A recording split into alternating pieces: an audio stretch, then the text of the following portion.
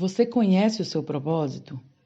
Em Atos 20, 24, Paulo disse: Em nada tenho a minha vida por preciosa, contanto que eu complete a carreira e o ministério que recebi de nosso Senhor Jesus, de testemunhar o evangelho da graça de Deus.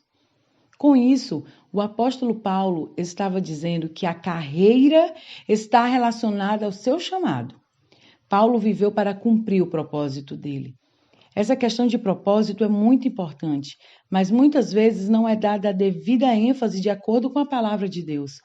Cada um de nós deve entender que veio a esse mundo para cumprir um propósito. No Salmos 139, está escrito que todos os nossos dias foram escritos no livro do Senhor, quando nenhum deles ainda existia. Há um Deus que estabeleceu um propósito para cada um de nós, antes mesmo de nascermos. Há uma carreira que precisa ser completada e precisamos nos mover dentro desse entendimento. Precisamos buscar e viver o propósito. Cada um de nós recebeu o privilégio e a oportunidade de cooperar com o avanço do reino de Deus. Não adianta querermos nos comparar. Coletivamente, somos um só corpo, o corpo de Cristo. Mas individualmente somos seus membros, e os membros são distintos, não apenas na posição, no lugar onde ocupam no corpo de Cristo, mas na função que eles desempenham. E Paulo disse que um membro não pode desprezar o outro, pois ambos são igualmente necessários. Precisamos compreender o nosso propósito como parte da nossa identidade. O cumprimento do propósito nos permite alcançar esse lugar de realização.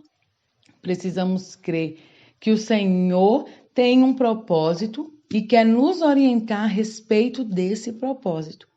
As pessoas geralmente elas tentam transferir essa responsabilidade de conhecer o seu propósito para outros, perguntando o que essas outras pessoas acham que Deus tem para a vida delas. É muito comum algumas pessoas perguntaram: o que você acha que Deus para mim, o que tem para mim, o que você acha, onde eu me encaixo na obra, na chamada, qual será a minha chamada? Mas o entendimento de um propósito não está baseado na opinião dos outros, no que os outros acham. Nós, como cristãos, temos a responsabilidade de ouvir essa resposta do próprio Deus. Em Atos 13, está escrito que havia mestres e profetas na igreja de Antioquia, e que esses mestres e profetas jejuavam e ministravam ao Senhor, e o Espírito Santo disse: Separai-me a Paulo e a Barnabé para a obra que os tenho chamado. Quem sai para cumprir um propósito precisa que a igreja o envie. Precisa da bênção da liderança, pois Deus respeita esse princípio de liderança. Mas o Espírito Santo não disse à liderança, não disse para aqueles que iria enviá-lo qual era a missão de Paulo e Barnabé. Ele só disse: Separai-me a Paulo e a Barnabé para a obra que os tenho chamado. Quem sabia a obra que deveria ser executada? Quem? Aqueles que foram chamados. O entendimento do que fazer, para onde ir, estava no coração de Paulo e Barnabé. Ou seja, é sua responsabilidade entrar no lugar de oração, de busca contínua da orientação de Deus a respeito daquilo que é o plano e o propósito dele para a sua vida.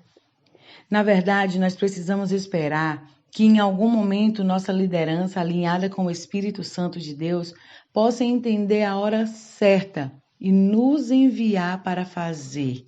E fazer o quê? Aquilo que nós compreendemos ser parte do propósito. Algumas vezes faz parte do propósito de Deus nos levar a vários lugares. Muitas vezes Deus deseja nos mover de um lugar para o outro. E temos que ter a sensibilidade se o chamado dele é para outra cidade. Mas não somos nós quem decidimos, e sim deve estar de acordo com a vontade de Deus. O tempo e o modo certo vem de Deus. Que Deus te ajude a entender, praticar buscar e viver o seu propósito. Deus te abençoe.